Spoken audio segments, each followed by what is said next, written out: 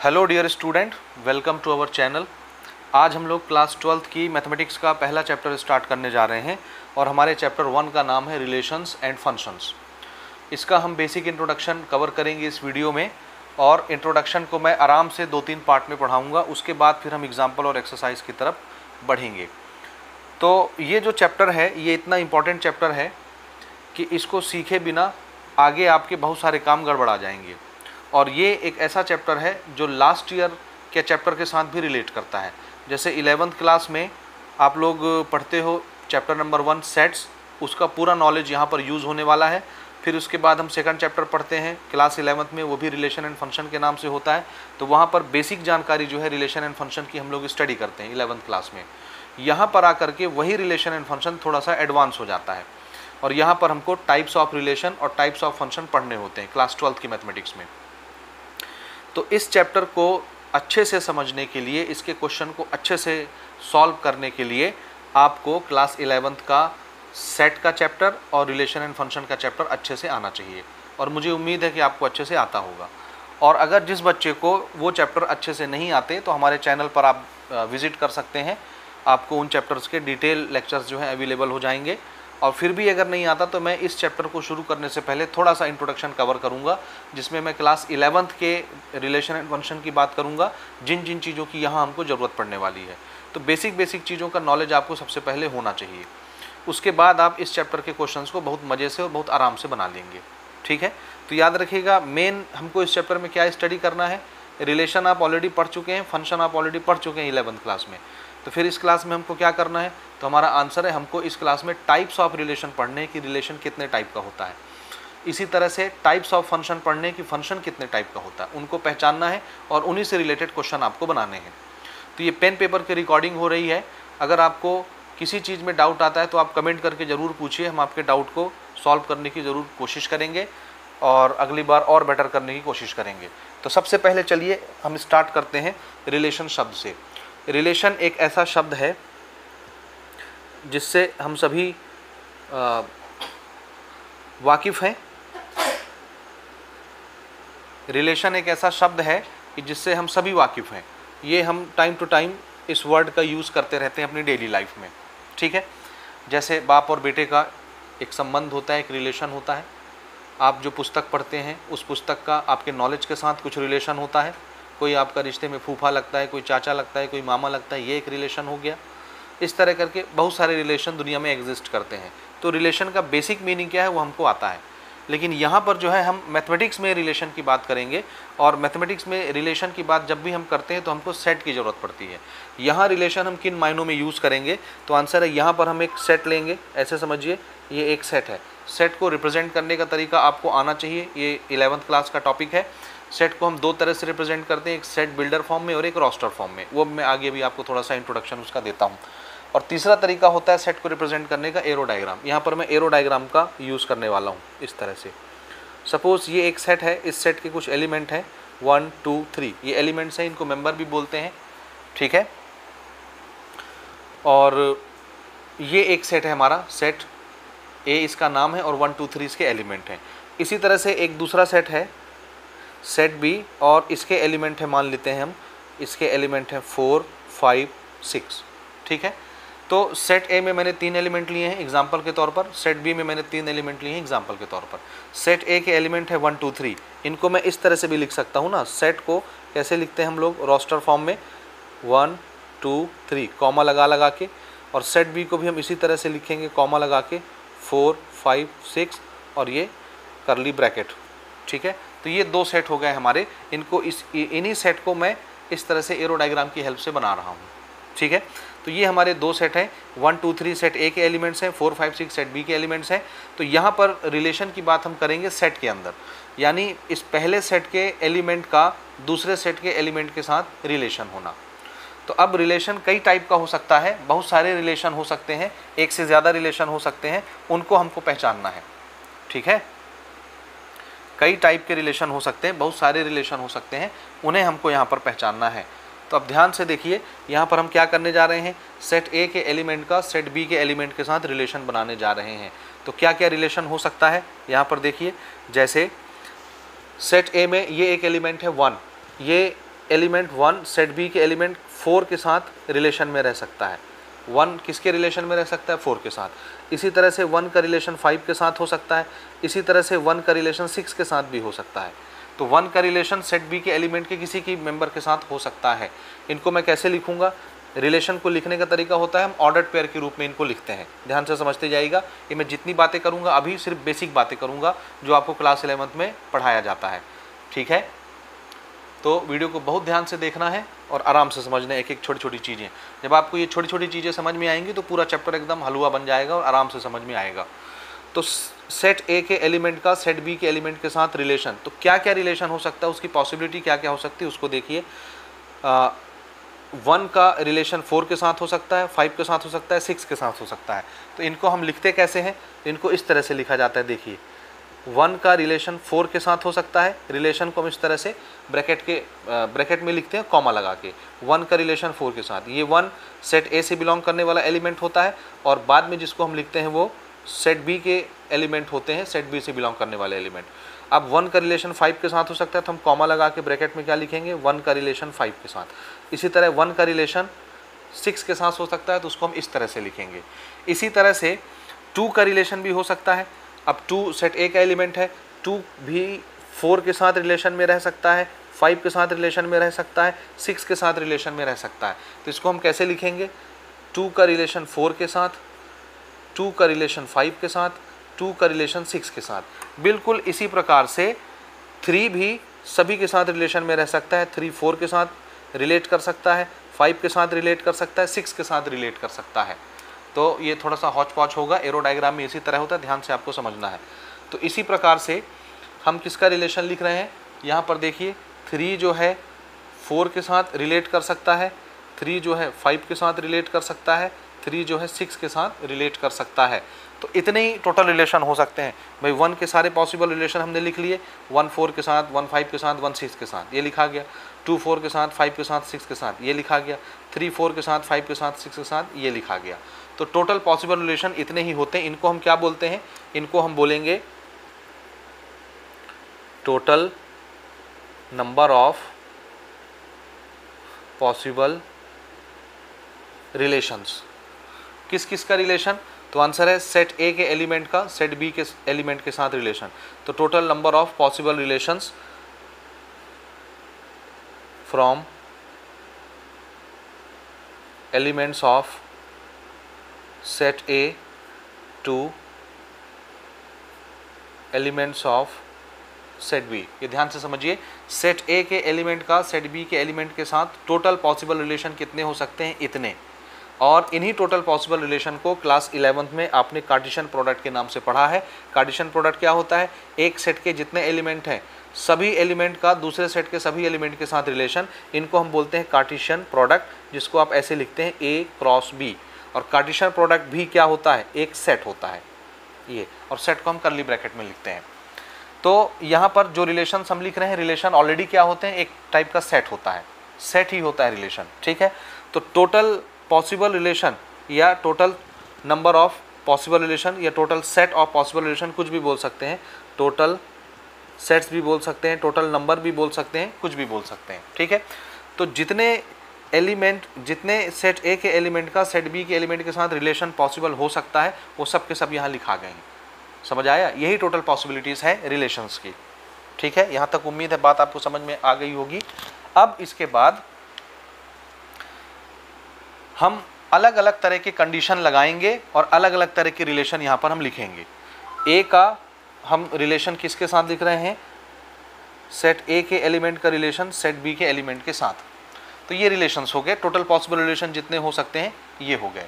अच्छा, इसी चीज़ में एक और चीज़ आपसे पूछी जाती है, मैं यहाँ पर नामकरण करते जाता हूँ ना। इसका हमने नाम क्या रखा है? Cartesian product. तो थोड़ी पुरानी बातें भी करते चलेंगे।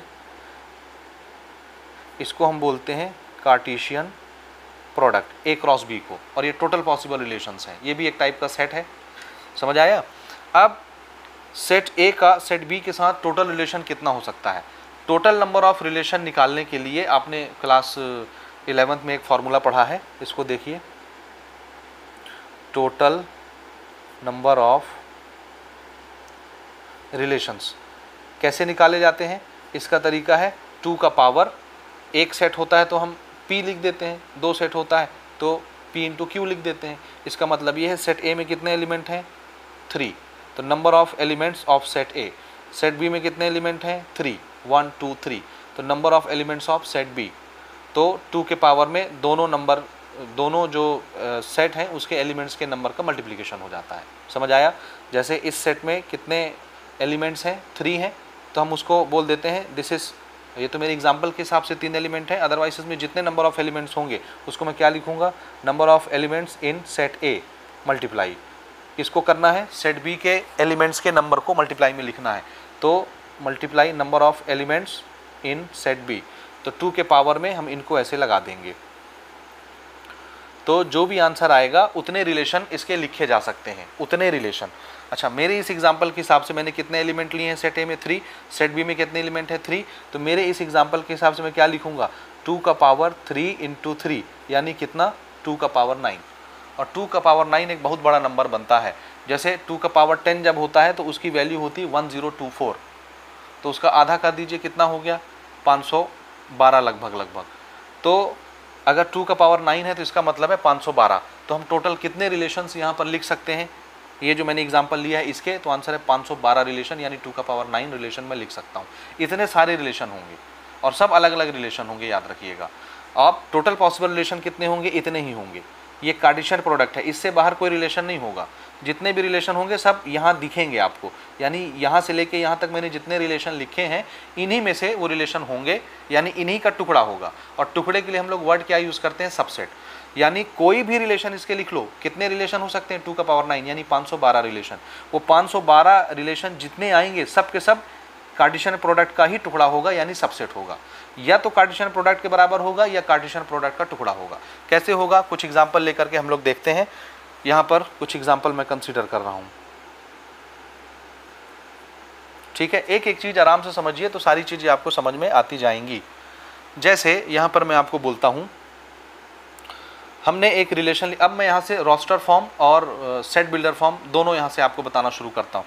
पहले मैं कुछ रिलेशन लूँगा एग्जांपल। रिलेशन ये होता है कि ये जो टोटल पॉसिबिलिटीज़ है इसमें हम कुछ शर्त लगा देंगे। उस शर्त को जो ऑर्डर्ड पेयर फुलफिल करेंगे इनको हम ऑर्डर्ड पेयर बोलते हैं। जैसे 1,4, 1,5, 1,6 इनको क्या बोलते हैं, इस डब्बे को, इस छोटे छोटे ब्रैकेट को ऑर्डर्ड पेयर। समझ आया? एक चीज़ और मैं 11th का आपको यहाँ पर रिमाइंड करा दूँ, उसके बाद फिर हम आगे बढ़ेंगे ताकि वो बात कहीं भूल ना जाए। हमारे ये जितने ऑर्डर्ड पेयर होते हैं, ऑर्डर्ड पेयर, ठीक है, इस ऑर्डर्ड पेयर में जो पहला एलिमेंट आता है इनको ऑर्डर्ड पेयर क्यों बोलते हैं, क्योंकि इनका जो पहला एलिमेंट आता है वो कंपलसरी सेट ए से बिलोंग करेगा। ये सेट ए है, पहला सेट। तो जितने इस ऑर्डर्ड पेयर में फर्स्ट एलिमेंट लिखा है, जैसे 1 1 1, तो 1 तो एक ही बार है, भले आप उसको कितनी बार भी लिखें।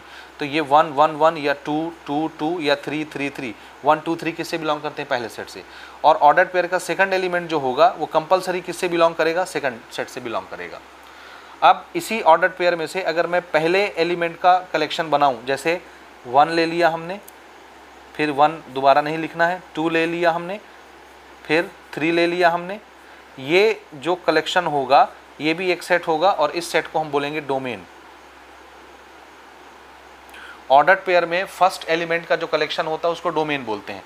इसी तरह से सेकंड एलिमेंट जो हम इनके उठाएंगे, यानी 4 5 6, ये मैं इसके एग्जांपल ले रहा हूँ ना, 4 5 6, फिर से 4 5 6, फिर से 4 5 6, तो दोबारा रिपीट नहीं करते हम एलिमेंट्स को। तो सेकंड एलिमेंट का जो कलेक्शन होता है उसको रेंज बोलते हैं, रेंज। और हमारा जो सेकंड सेट होता है, ये पूरा का पूरा सेकंड सेट कोडोमेन कहलाता है। इसको कोडोमेन बोलते हैं सेकंड सेट को, सेकंड नंबर वाला सेट, ठीक है। तो ये 2-3 चीज़ें क्लास 11th की मैंने आपको यहाँ पर रिवाइज करवा दी। अब मैं एग्जांपल लेता हूँ। एग्जांपल में हम कुछ रिलेशंस रखेंगे, यानी कुछ शर्त लगा देंगे। जो ऑर्डर्ड पेयर उस शर्त को पूरी करेंगे उनको हम यहाँ पर ले लेंगे, वो उस रिलेशन में आ जाएंगी। लेकिन वो निकल के कहाँ से आएंगी, कार्टेशियन प्रोडक्ट से ही निकल के आएंगी, इसलिए वो कार्टेशियन प्रोडक्ट का क्या कहलाएंगी, सबसेट कहलाएंगी। इसलिए इन बातों को बहुत ध्यान से समझते चलिएगा, ठीक है। तो जैसे यहाँ पर मैं एक एग्जांपल लेता हूँ। पहला एग्जांपल, एक एग्जांपल हमने लिया R1, ठीक, और इसको मैं लिखता हूँ, ध्यान से देखिए। ये रिलेशन ऐसा होगा कि इसमें मुझे कुछ ऑर्डर्ड पेयर मिलेंगे x, y। अब ये मैं ब्रैकेट में लिख रहा हूँ ना एक्स कॉमा वाई, जैसे ये लिखे x comma y x comma y x comma y bracket के अंदर, ये सब ऑर्डर्ड पेयर है। तो यहाँ पर मैं क्या बोल रहा हूँ, मुझे एक ऐसा रिलेशन चाहिए जहाँ पर हमको कुछ ऑर्डर्ड पेयर मिलेंगे। अब इसमें ऑर्डर्ड पेयर में खासियत क्या होती है, ऑर्डर्ड पेयर का पहला एलिमेंट पहले सेट से बिलोंग करता है, दूसरा एलिमेंट दूसरे सेट से बिलोंग करता है। बिल्कुल वैसे ही होगा, ये जो पहला एलिमेंट है ये पहले सेट से बिलोंग करेगा, ये जो दूसरा एलिमेंट है ये दूसरे सेट से बिलोंग करेगा। ठीक है, अब मुझे ऐसे रिलेशन लिखने हैं जिसमें कुछ ऑर्डर्ड पेयर होंगे, सच दैट वो ऑर्डर्ड पेयर ऐसे होंगे कि उसका ये जो सेकंड एलिमेंट होगा, ये सेकंड जो सेकंड सेट से बिलोंग करेगा, ये कैसा होगा, आंसर है ये फर्स्ट एलिमेंट से 3 ज़्यादा होगा। ठीक है, मैं कोई भी शर्त लगा सकता था, मेरी मर्जी, मैंने ये शर्त लगा दिया कि हमको कुछ ऑर्डर पेयर मिलेंगे इस रिलेशन में, और ऐसे ऑर्डर पेयर हमको रखने हैं जिसका सेकंड एलिमेंट पहले वाले एलिमेंट से 3 ज़्यादा होगा, x+3 के बराबर होगा सेकंड एलिमेंट ये वाला। अब फॉर ऑल ये such that x belongs to set A and y belongs to set B होगा। मैंने कर्ली ब्रैकेट लगा के इसको बंद कर दिया। ठीक है, यानी हर x किससे बिलोंग करेगा, सेट A से, और हर y किससे बिलोंग करेगा, सेट B से बिलोंग करेगा। ये जो सिंबल हम यूज़ करते हैं ये हम किसके लिए यूज़ करते हैं, बिलोंग्स टू के लिए। किसके लिए, बिलोंग्स टू। और अगर इसी सिंबल को मैं ऐसे काट दूं तो इसको फिर हम बोलेंगे does not belongs to, does not belongs to. तो इस सिंबल को भी ध्यान में रखना है, ये सब 11th के सिंबल हैं, हो सकता है आप भूल गए हो तो मैं आपको यहाँ पे याद दिला देता हूँ। ठीक है, अच्छा ये हमने किस फॉर्म में लिखा, ये वाला फॉर्म कहलाता है सेट बिल्डर फॉर्म। इस फॉर्म को क्या बोलते हैं, सेट को बनाने वाली form, set builder form, code word में बात होती है। अब मैं इसका रोस्टर फॉर्म लिख रहा हूँ, अब मैं इसका कौन सा फॉर्म लिख रहा हूँ, रोस्टर फॉर्म। रोस्टर फॉर्म में हम लोग इस तरह से लिखते हैं ब्रैकेट के अंदर चीज़ों को। अब यहाँ पर हम देखेंगे कि कौन सा हमारा ऑर्डर्ड पेयर इस शर्त को पूरी करता है, ध्यान से देखते जाइएगा। यहाँ पर हम ऑर्डर्ड पेयर ले रहे हैं। ठीक, देखिए पहला एलिमेंट तो हम यहाँ से कोई भी उठा लेंगे, जैसे हमने पहला एलिमेंट यहाँ पर x उठाया, ये सेट A से बिलोंग करेगा, ये ऑर्डर्ड पेयर का पहला एलिमेंट सेट A से बिलोंग करेगा, दूसरा एलिमेंट सेट B से बिलोंग करेगा, ये कंपलसरी पार्ट है। अब अगर मैं यहाँ से पहले सेट से पहला एलिमेंट लेता हूँ 1, तो सेकंड एलिमेंट कौन सा होगा, आंसर है सेकंड एलिमेंट वही होगा जो x से कितना ज़्यादा होगा, 3 ज़्यादा। तो x अगर मैंने 1 लिया है तो 1 + 3 कितना हो गया, 4, और वो जो y होगा वो सेट B से बिलोंग भी करना चाहिए। तो यहाँ पर 4 है तो यहाँ पर हमने 4 लिख लिया। ठीक है, ये एक हमको ऑर्डर पेयर मिल गया, यानी ये वाली जो शर्त मैंने लगाई वो ये वाला ऑर्डर पेयर जो यहाँ कहीं है वो उसको फुलफिल करता है। अब दूसरा, अगर मैं x की वैल्यू 2 लेता हूँ तो y कितना होगा, 2 + 3 5, क्या 5 सेकंड सेट से बिलोंग करता है, y B से बिलोंग करना चाहिए, यस 5 है, तो इसको भी हम ले लेंगे। ये यहाँ पर मिल रहा है, देखिए 2,5। ठीक, फिर अगर मैं x की वैल्यू 3 लेता हूँ तो y क्या लूँगा, 3 + 3, x की वैल्यू 3 लिया हूँ तो 3 + 3 कितना हो गया, 6, क्या 6 सेट B में है, यस, तो ये भी मैं ले लूँगा। तो अगर नहीं होता तो उसको हम नहीं लेते। बस अब x ख़त्म हो गया तो हमारी कहानी भी ख़त्म हो गई, ये इतने पे रुक गया। ये हमारा रिलेशन बन गया। क्या बन गया, दिस इज़ आवर रिलेशन। अब इसमें जितने भी ऑर्डर्ड पेयर हैं, इसका जो पहला एलिमेंट होगा ये सब किससे बिलोंग करेंगे, सेट A से, और इसका जो सेकंड एलिमेंट होगा ये किससे बिलोंग करेंगे, सेट B से। हर सेकंड एलिमेंट सेट B से बिलोंग करेगा। ठीक है, और हर फर्स्ट एलिमेंट सेट A से बिलोंग करेगा। यहाँ तक बात क्लियर हो गई, ये एक रिलेशन हो गया। इस तरह के मैं बहुत सारे रिलेशन लिख सकता हूँ, बहुत सारे। ठीक है ना, तो इसमें अब एक चीज़ देखिए, ये जो एक रिलेशन का एग्जांपल मैंने लिखा, इसमें जो ऑर्डर्ड पेयर आए वो कहाँ से आए, 1,4 क्या हमारे कार्टेशियन प्रोडक्ट में है, यानी टोटल पॉसिबल रिलेशन जितने भी हो सकते हैं उसमें है, आंसर है यस। 2,5 यहाँ है, 3,6 यहाँ है, यानी इन्हीं में से कुछ ऑर्डर्ड पेयर निकल करके कोई रिलेशन बनता है। तो ये रिलेशन इस कार्टेशियन प्रोडक्ट का क्या कहलाएगा, टुकड़ा, और टुकड़े को हम क्या बोलते हैं, सबसेट बोलते हैं। क्या बोलते हैं, यानी ये जो रिलेशन है ये क्या होगा, सबसेट होगा किसका, कार्टेशियन प्रोडक्ट का। इसके बराबर भी हो सकता है, इसमें कोई डाउट नहीं है।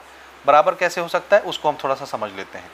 ठीक है, तो इस एग्जांपल से क्या समझ में आया कि जो भी रिलेशन होगा वो क्या होगा, कार्टेशियन प्रोडक्ट का सबसेट होगा। अब मैं कुछ और यहाँ पर एग्जांपल लेता हूँ।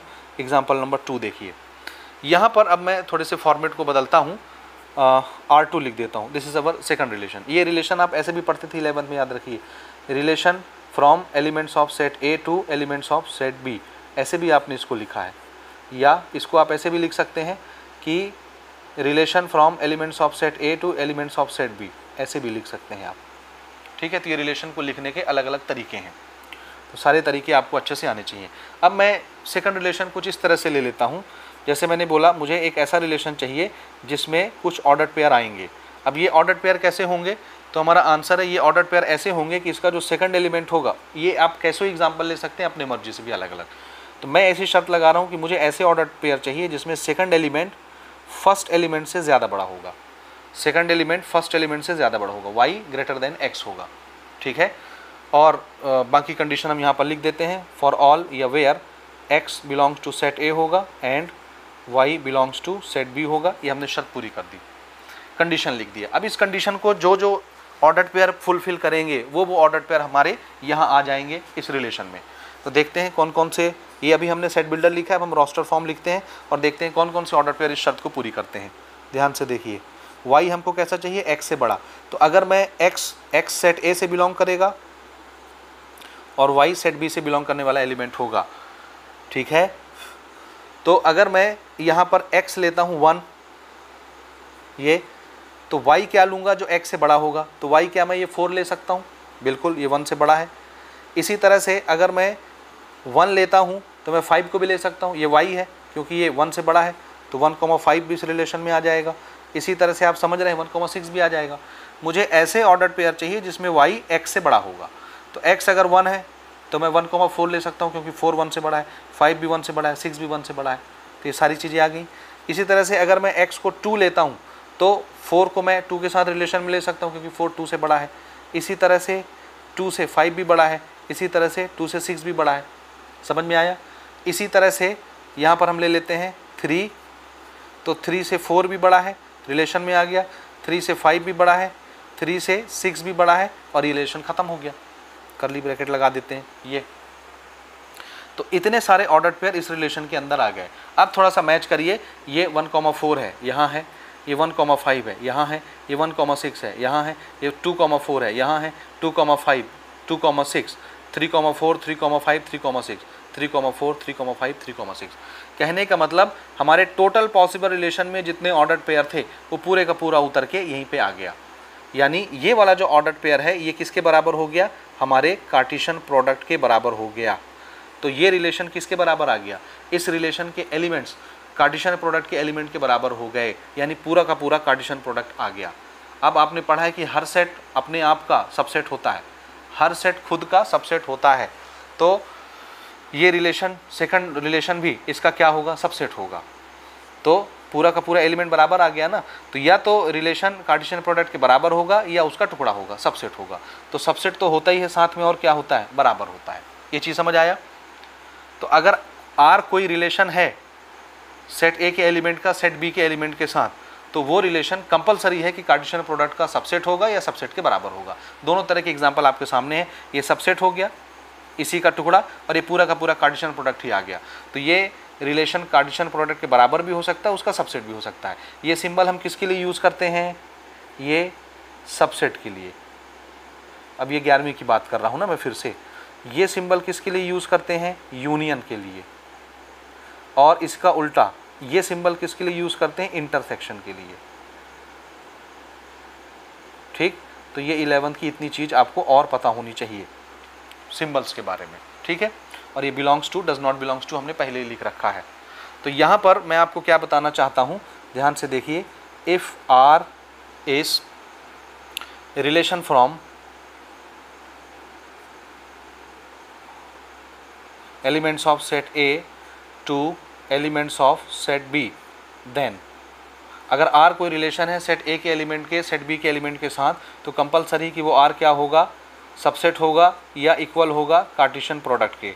तो ये चीज़ समझ जाइए, कोई भी रिलेशन हम लिखते हैं वो रिलेशन कंपलसरी कार्टेशियन प्रोडक्ट का सबसेट होता है या सबसेट के बराबर हो सकता है। तो ये चीज़ होता ही होता है। और टोटल पॉसिबल रिलेशन कितने होते हैं, 2 का power number of elements of set A multiply number of elements of set B। ये टोटल पॉसिबल रिलेशन होता है किसी भी रिलेशन के अंदर या किसी भी सेट के अंदर। ठीक है। अच्छा, ये जो रिलेशन है सेकंड रिलेशन, ये फर्स्ट रिलेशन सेकंड रिलेशन, ऐसा रिलेशन जो कार्टेशियन प्रोडक्ट के बराबर ही आ जाए, ऐसा रिलेशन जो कार्टेशियन प्रोडक्ट के बराबर ही आ जाए, ऐसे रिलेशन को हम बोलते हैं यूनिवर्सल रिलेशन। इसका हम नाम रख देते हैं यूनिवर्सल रिलेशन। समझ आया? तो हमारा ये जो R2 है, ये R2 क्या हो जाएगा? Universal relation. कौन सा? R2। R2 is called universal relation. ठीक है। अच्छा, अब मैं क्या इसमें कोई ऐसा रिलेशन लिख सकता हूँ जिसमें कोई एलिमेंट ना आए? तो आंसर है यस, मैं लिख सकता हूँ। इसको थोड़ा सा आप पॉज करके जो है स्क्रीनशॉट ले लीजिए। मैं अब इसको ऊपर उठा रहा हूँ थोड़ा सा स्पेस के लिए। ठीक है, ओके। अब मैं एक तीसरा रिलेशन लिख रहा हूँ, उस तीसरे रिलेशन को ध्यान से समझिएगा। ठीक है, यहाँ पर हमने क्या लिखा है? सेट ए के एलिमेंट का सेट बी के एलिमेंट के साथ रिलेशन। ठीक है, अब यहाँ पर फिर से सेट ए के एलिमेंट का तीसरा रिलेशन लिख रहा हूँ, सेट बी के एलिमेंट के साथ relation, third relation. Third relation में मैं ऐसे ही शर्त लगा देता हूँ, देखिए अपनी मर्जी से कुछ भी। यहाँ पर हमको कुछ ऑर्डर्ड पेयर चाहिए और ये ऐसे ऑर्डर्ड पेयर होंगे कि अब x जो है y से बड़ा होना चाहिए, such that for all x belongs to set A and y belongs to set B और करली ब्रैकेट। अब मुझे ऐसे ऑर्डर्ड पेयर चाहिए जिसमें x y से बड़ा होगा। x सेट A से बिलोंग करेगा, y सेट B से बिलोंग करेगा। ठीक है, तो इसका अब मैं रोस्टर फॉर्म लिख रहा हूँ। अभी तो हमने सेट बिल्डर फॉर्म लिखा है। अब देखिए क्या क्या मिलता है।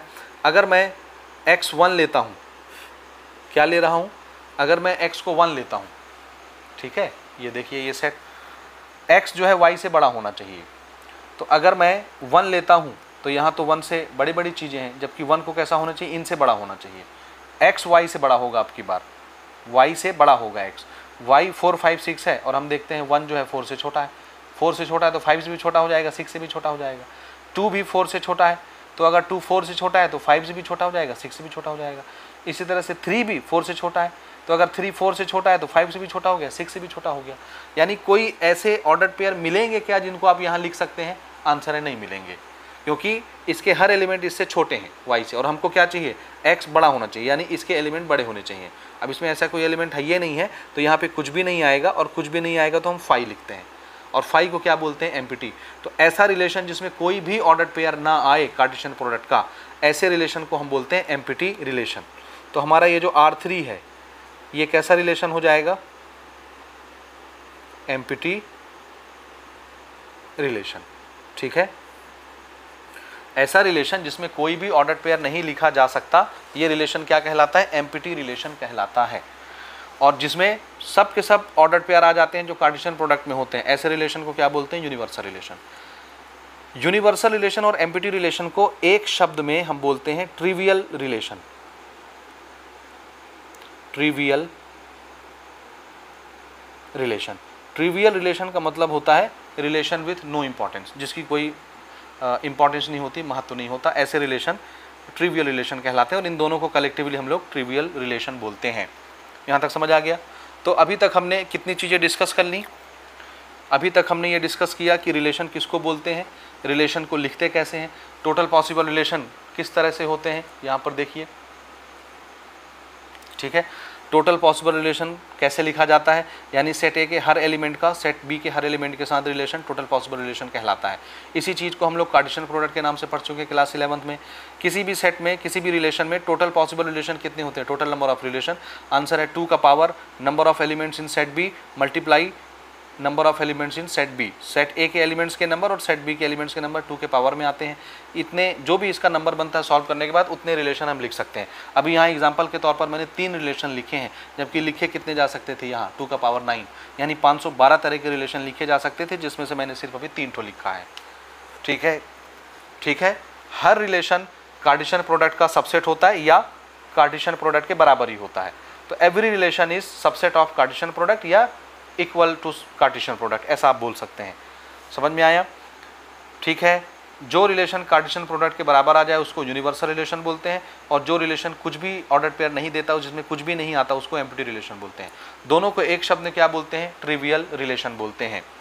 फिर से, ऑर्डर्ड पेयर के पहले एलिमेंट का कलेक्शन डोमेन कहलाता है, सेकंड एलिमेंट का कलेक्शन रेंज कहलाता है, पूरा का पूरा सेकंड सेट को डोमेन कहलाता है।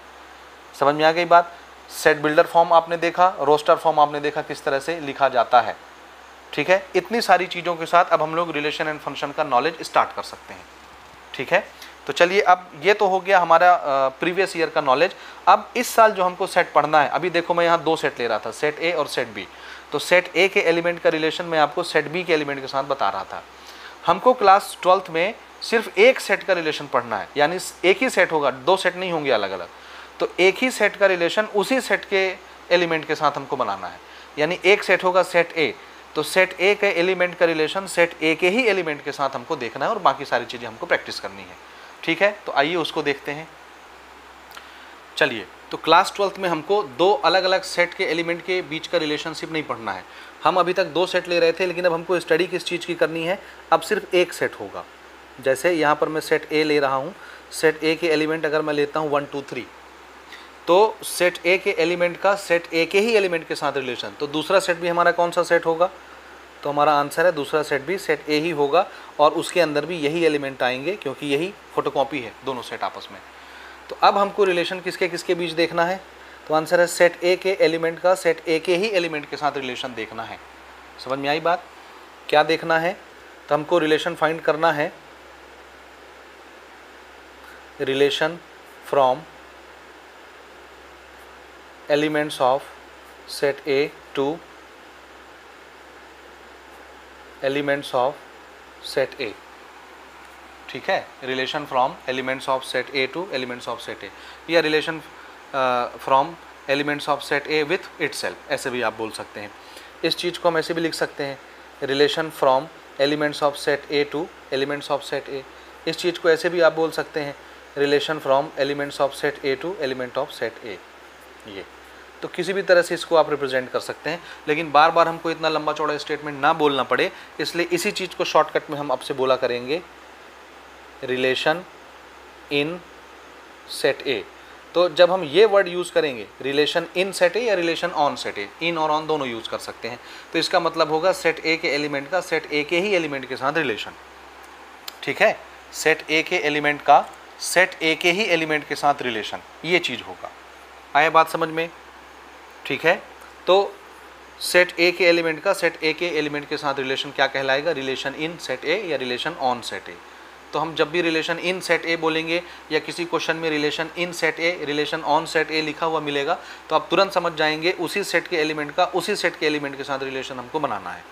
ठीक बात। अब इसमें वो सारी चीज़ें हम डिस्कस करेंगे जो अभी तक हम डिस्कस करते आ रहे थे। जैसे नंबर 1, पहली चीज़ क्या चीज़ कि कोई भी रिलेशन इसका बनेगा, कितने रिलेशन बनेंगे, 2 का power number of element of set A, number of element of set ए, दोनों मल्टीप्लाई में आ जाएगा। तो जितने भी रिलेशन बनेंगे, हर रिलेशन कार्टेशियन प्रोडक्ट का, अब मैं ध्यान से देखना, मैं वही सेट ले रहा हूँ, बी नहीं लिख रहा, एक ही सेट है, तो उसको ए क्रॉस ए लिखूंगा। अब मैं इसके जितने भी रिलेशन लिखूंगा, जितने भी R1 R2 R3 R4, capital में स्मॉल में किसी में भी, जितने भी रिलेशन इसके आएंगे या तो कार्टेशियन प्रोडक्ट के बराबर होगा या कार्टेशियन प्रोडक्ट का सबसेट होगा। ये चीज़ हर जगह फुलफिल होगी जो अभी हम डिस्कस कर रहे थे। ये पहली चीज़ हो गई। दूसरी चीज़, अगर मुझे टोटल नंबर ऑफ रिलेशन निकालना है from element of set A to element of set A, ठीक है, क्या निकालना है, total number of relations from elements of set A to elements of set A, या इसी बात को मैं इस तरह से बोल देता हूँ, क्योंकि ये जो लंबा चौड़ा स्टेटमेंट हमने लिखा था, इसके लिए हम कौन सा वर्ड यूज़ करेंगे, रिलेशन इन सेट A। तो इसी चीज़ को मैं बोल सकता हूँ number of relations in set A. इस चीज़ को हम कैसे निकालेंगे, 2 का power number of elements in set A multiply number of elements in set ए। पहले सेट के एलिमेंट का नंबर मल्टीप्लाई दूसरे सेट के एलिमेंट का नंबर, और ये 2 के पावर में आएगा। और हमने अगर यहाँ 3 एलिमेंट लिए हैं एज ए एग्जाम्पल, तो यहाँ पर 3 मल्टीप्लाइड बाय 3 9 हो जाएगा, 2 का पावर 9, यहाँ पर हमारा आंसर आ जाएगा।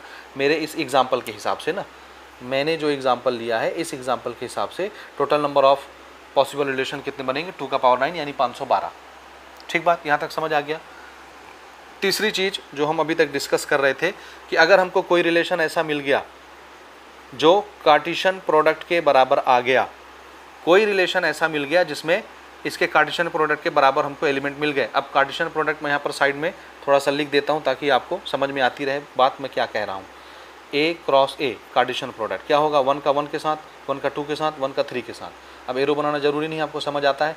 1 का 1 के साथ, 1 का 2 के साथ, 1 का 3 के साथ, फिर 2 का 1 के साथ, ये वाला 2 ना, 2 का 1 के साथ, 2 का 2 के साथ, 2 का 3 के साथ, 2 का 2 के साथ, 2 का 3 के साथ। इसी तरह 3 का 1 के साथ, 3 का 2 के साथ, 3 का 3 के साथ, 3 का 1 के साथ, 3 का 2 के साथ, 3 का 3 के साथ, और इनको करली ब्रैकेट में ऐसे हम रख देंगे कार्टेशियन प्रोडक्ट को। तो ये हमारा टोटल पॉसिबल रिलेशन हो गया, टोटल पॉसिबल रिलेशन जिसको हम कार्टेशियन प्रोडक्ट बोलते हैं। तो अगर कोई रिलेशन हमको ऐसा मिला जो खुद कार्टेशियन प्रोडक्ट के बराबर आ गया, तो ऐसे रिलेशन को हम क्या बोलेंगे, ऐसे रिलेशन को हम क्या बोलेंगे, R1 is called universal relation. तब ये रिलेशन क्या कहलाएगा, यूनिवर्सल रिलेशन। ठीक है। और अगर हमको कोई ऐसा रिलेशन मिला जिसमें कोई भी ऑर्डर पेयर नहीं आ रहा, तो ऐसे रिलेशन को हम क्या बोलेंगे, उस समय हम ऐसे रिलेशन को बोलेंगे एम्प्टी रिलेशन। ये सारी बातें अभी हम थोड़ी देर पहले कर चुके हैं। ऐसा रिलेशन क्या कहलाता है, एम्प्टी रिलेशन।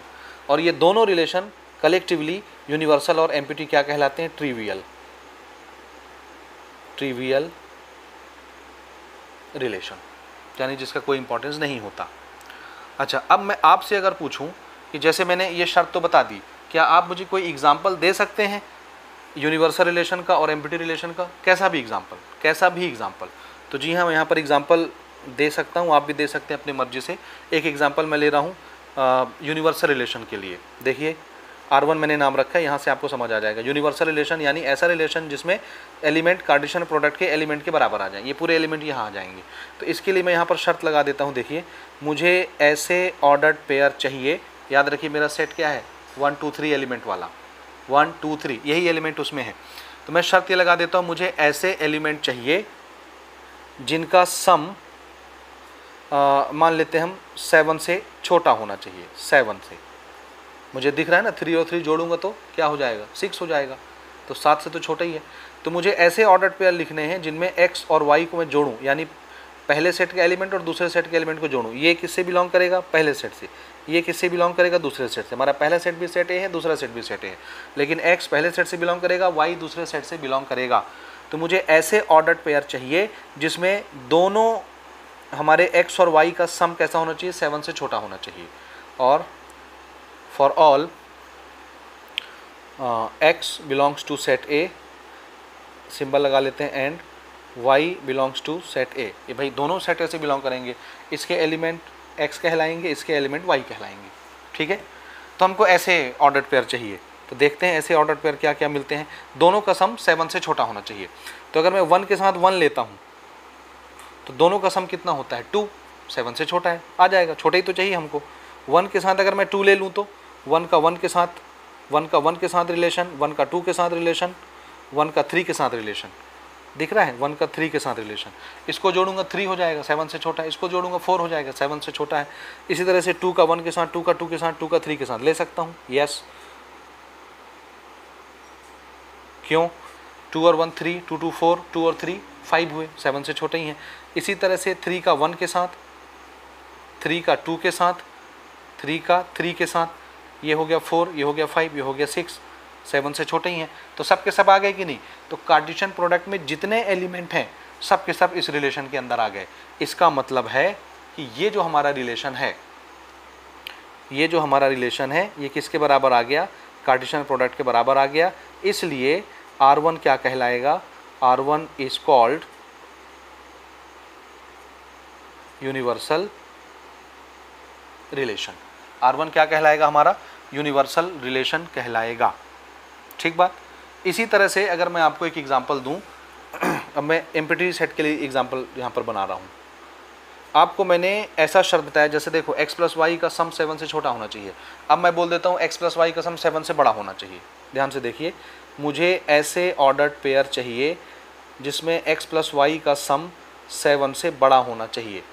और for all x belongs to set A, and y belongs to set A. ये बिलोंग्स टू का सिंबल है ना, अच्छे से बनाएंगे आप, ये कर्ली ब्रैकेट।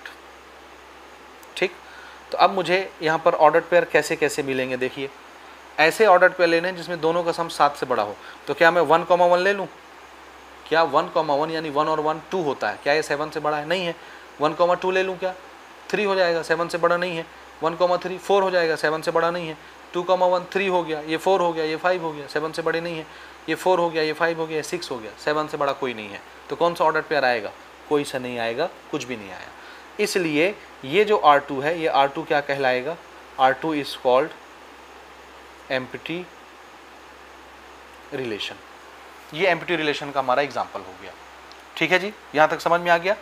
अच्छा, अब हमने दो तरह के सेट अभी पढ़े, दो तरह के रिलेशन अभी तक हमने पढ़ा, यूनिवर्सल रिलेशन और एम्प्टी रिलेशन। इसके बेसिस पर एनसीईआरटी में एक एग्जाम्पल दिया है, एग्जाम्पल नंबर 1, उसको बनाते हैं, उसके बाद इसको हम क्लोज करते हैं। ठीक है, ओके। तो ये हमारा एग्जाम्पल है, एग्जाम्पल नंबर 1 एनसीईआरटी से ले रहा हूँ मैं। Let A be the set of all students of a boys school.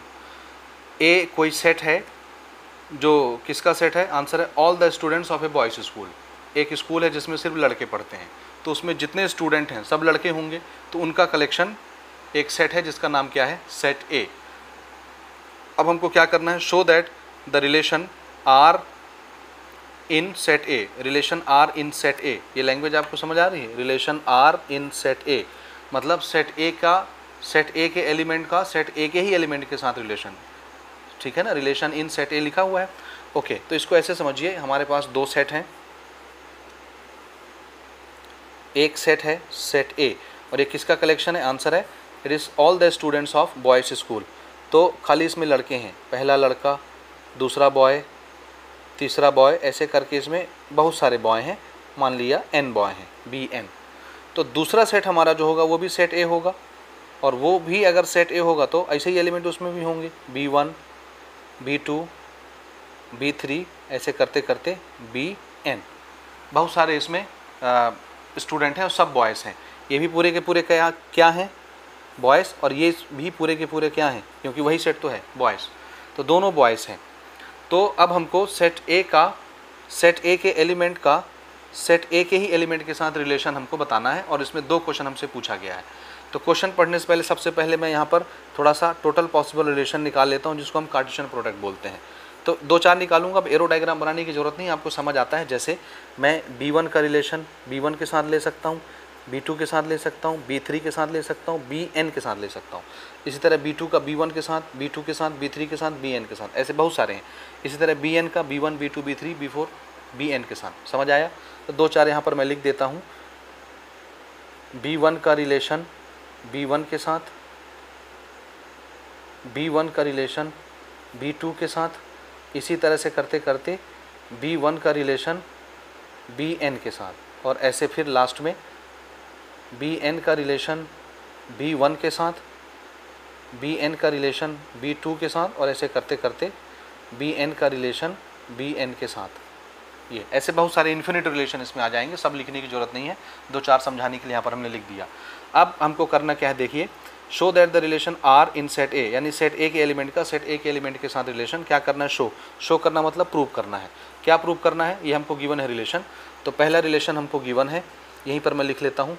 Relation क्या है? आर इज इक्वल टू, हमको ऐसे ऑर्डर्ड पेयर चाहिए जिसमें ऐसे ऑर्डर्ड पेयर चाहिए ए कॉमा बी। अब जाहिर सी बात है, ए जो है पहले सेट से बिलोंग करेगा और बी जो है दूसरे सेट से बिलोंग करेगा। ए पहले सेट का एलिमेंट कहलाएगा, बी दूसरे सेट का एलिमेंट कहलाएगा। हमको ऐसे ऑर्डर्ड पेयर चाहिए जिसमें A is a sister of B. A क्या होगा? बी का सिस्टर होगा। A is sister of B, ये ए जो है बी का सिस्टर होगा। अब एक बात बताइए, ये पहला वाला जो सेट है ये सब बॉयज़ हैं, बॉयज़ का कलेक्शन है। दूसरे वाला सेट भी बॉयज़ का कलेक्शन है, तो ये भी बॉय है, ये भी बॉय है।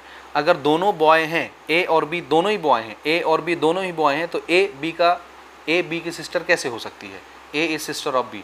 ए जो है बी की सिस्टर कैसे हो सकती है अगर ए भी बॉय है, बी भी बॉय है? समझ में आ रहा है? क्योंकि ये भी हमारा सेट ए से बिलोंग कर रहा है, ये भी हमारा सेट ए से बिलोंग कर रहा है, और ए सेट ए से बिलोंग करने वाला ए भी, सारे एलिमेंट क्या हैं? बॉयज़। सेट ए से बिलोंग करने वाले सेकंड एलिमेंट भी क्या हैं? सब के सब बॉयज़। तो यहाँ पर हम क्या लिख सकते हैं?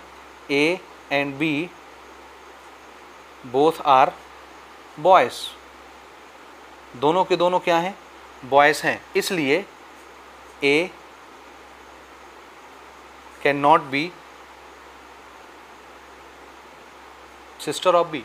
दोनों बॉय हैं तो एक दूसरे के बहन भाई नहीं हो सकते, इसलिए इस सेट के अंदर क्या आएगा, आंसर है कुछ भी नहीं आएगा, क्योंकि हम कोई भी ऐसा पेयर नहीं लिख सकते। यहाँ जितने भी पेयर हैं ये इसका भाई होगा, है ना, बहन नहीं हो सकता। भाई ये भी लड़का ये भी लड़का, तो ज़्यादा से ज़्यादा भाई हो सकते हैं, ये भी बॉय ये भी बॉय ये भी बॉय ये भी बॉय, जितने भी कलेक्शन है, जितने भी यहाँ पर ऑर्डर पेयर हैं सब बॉयज़ हैं, कोई सिस्टर नहीं है, इसलिए हम एक भी ऑर्डर पेयर यहाँ नहीं लिख सकते। इसलिए ये सेट कैसा हो गया, आंसर है एम्प्टी रिलेशन हो गया।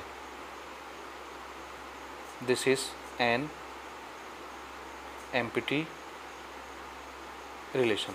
तो पहली चीज़ पूरी हो गई, हमको इस रिलेशन को क्या प्रूव करना था, एम्प्टी रिलेशन, ख़त्म।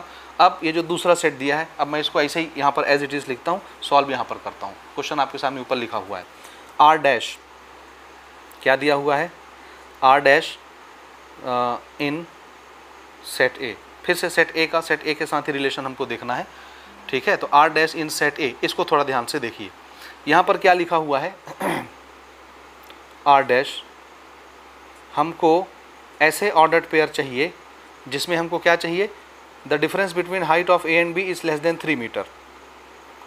द डिफरेंस, तो ये जो सेट है आर डैश रिलेशन, इसमें हमको ऐसे ऑर्डर्ड पेयर चाहिए जिसमें कौन सी शर्त पूरी हो, तो आंसर है the difference between heights of A and B. A set A से बिलोंग करेगा और ये वाला बी दूसरे सेट ए से बिलोंग करेगा, यानी ये भी बॉय हैं ये भी बॉय हैं। अब बॉय हैं तो हर एक की कुछ ना कुछ हाइट होगी, तो क्वेश्चन ने बोलता है कि दोनों की हाइट का डिफरेंस 3 मीटर से छोटा होना चाहिए। अब 3 मीटर कितना होता है, 1 मीटर में 3 फुट होता है, 1 फुट इसको बोलते हैं। जब आप अंगूठे से अंगूठा ऐसे मिलाओगे ना, ये आप खुद करके देखोगे, इसको 1 फुट बोलते हैं लेंथ को। इस तरह 3 फुट 3.25 फुट को 1 मीटर बोलते हैं, 3 फुट से थोड़ा ज़्यादा होता है 1 मीटर। अब आप अंदाज़ा लगाइए, अगर 3 मीटर है तो कम से कम 9 फुट तो आएंगे, 9 फुट से ज़्यादा ही चला जाएगा, 10 फुट मान लो मोटा मोटा, तो 3 मीटर मतलब मोटा मोटा 10 फुट। अब किसी भी बच्चे की हाइट 10 फीट नहीं हो सकती, ज़्यादा से ज़्यादा हाइट होती है 6 फीट 7 फीट, ज़्यादा हुआ बहुत लंबा हो गया तो 8 फीट, है ना। तो अब ये मान लीजिए, जैसे मैंने बोला, ये जो पहला बच्चा है, ऐसे समझ लो सेट ए का ये जो पहला बच्चा है B1, इसकी हाइट हम मान लेते हैं 8 फीट, 8 फीट। और दूसरा वाला जो सेट है इसका मैं कोई भी बच्चा ले लेता हूँ, जैसे मान लो B2 ले लेता हूँ, B2 इसकी हाइट हम मान लेते हैं, अगर मैं इसकी हाइट भी 8 ही फीट मान लूँ, ध्यान से समझना, दोनों बच्चे मान लो ये B1 और इसका B2, दोनों की हाइट मान लो 8-8 फुट हो गई, तो दोनों का डिफरेंस कितना होगा, डिफरेंस मतलब माइनस करना, तो इस हाइट से इस हाइट को जब माइनस करोगे क्या हो जाएगा 0, और 0 3 मीटर से छोटा है, हमको क्या चाहिए लेस देन 3 मीटर, 3 मीटर से छोटा। तो ठीक है जी, दोनों का डिफरेंस 3 मीटर से छोटा आता है, यस, तो हम उठा लेंगे ये पेयर कौन सा B1 B2, कहीं पर आएगा B1 B2, ये B1 B2, इसको उठा लेंगे, यहाँ आ जाएगा। इसी तरह से किसी बच्चे की हाइट मान लो 8 फीट है, किसी बच्चे की हाइट मान लो 2 फीट है, मान लो मोटा मोटा, बहुत है छोटा है 2 फीट है 4 फीट है 5 फीट है कुछ भी, तो भी 8 - 2 करोगे कितना आएगा, 6 फीट आ गया। 6 फीट भी 10 फीट से छोटा है, यानी 3 मीटर से छोटा है, समझ में आया। किसी बच्चे की हाइट मान लो 10 फीट है, किसी बच्चे की हाइट 10 फीट है, और किसी बच्चे की हाइट मान लो 6 फीट है, तो 10 और 6 फीट का जब डिफरेंस निकालोगे तो 4 फीट आएगा, 4 फीट भी 3 मीटर से छोटा है। कहने का मतलब किसी भी बच्चे की हाइट का डिफरेंस निकालो, किसी भी 2 बच्चे की हाइट का डिफरेंस निकालो, हमेशा वो 10 फीट से छोटा आएगा, यानी 3 मीटर से छोटा आएगा। और जो भी 3 मीटर से छोटा आएगा यहाँ लिखा जाएगा, शर्त तो वही ना कि 3 मीटर से छोटा होना चाहिए, तो जो ऑर्डर्ड पेयर 3 मीटर से छोटा होने की शर्त को पूरी करता जाएगा यहाँ लिखते जाएंगे, समझ में आया। तो लगभग सभी की हाइट 3 मीटर से छोटी ही आएगी, सभी 2 बच्चों के हाइट का डिफरेंस 3 मीटर से छोटा ही आएगा, तो ये पूरा का पूरा कार्टेशियन प्रोडक्ट ही उठ के यहाँ आ जाएगा। ये पूरा का पूरा कार्टेशियन प्रोडक्ट, जितनी एलिमेंट यहाँ पर लिखी हुई हैं पूरी की पूरी यहाँ आ जाएंगी इस सेट के अंदर, इसलिए वो तो वैसे ही समझ में आता है, इसलिए ये सेट क्या हो जाएगा, universal set, universal relation. Relation भी सेट होता है ना, मैं बार बार सेट बोल देता हूँ तो कंफ्यूज मत होना, ठीक है। हमको इसको यूनिवर्सल रिलेशन ही प्रूव करना था, ये देखिए। तो ये पहला क्वेश्चन इस तरह से प्रूव हो जाता है। तो उम्मीद है आपको ये पहला एग्जाम्पल समझ में आ गया होगा। अब हम यहाँ से इंट्रोडक्शन वीडियो इसको ख़त्म करते हैं। अब मेन जो है हमको पढ़ना है वो पढ़ना है टाइप्स ऑफ रिलेशंस। तो अगली वीडियो में हम लोग रिलेशन के टाइप्स के बारे में बात करेंगे, जिसमें हम लोग पढ़ेंगे identity relation, reflexive relation, symmetric relation, transitive relation और इक्विवेलेंस रिलेशन और इक्विवेलेंस क्लास। तो ये हम अगली वीडियो में ये सारी चीज़ें कवर करेंगे। तब तक के लिए कमेंट करके बताइए कि वीडियो आपको कैसा लगा। कोई भी डाउट आता है तुरंत बताइए मुझे, मैं उसको अच्छी तरह से सॉल्व करने की कोशिश करूँगा। ठीक है, तो मिलते हैं हम लोग अगले वीडियो में। उम्मीद है आप अगली वीडियो का इंतजार करेंगे। तब तक के लिए गुड बाय।